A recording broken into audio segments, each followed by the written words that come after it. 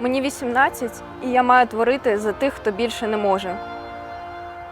Моє ім'я Вероніка Кожушка. Я народилась на сході України, у Харкові. Місто, яке виховало і зробило мене.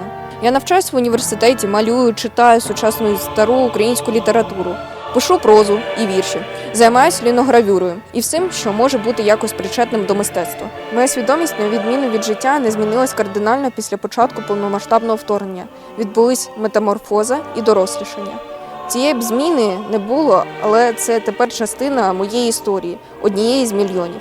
Я переконана, що ми маємо робити все, аби про нас знали, аби чули про нашу культуру. Ми маємо безліч голосів, які, на жаль, ніколи не говоритимуть більше.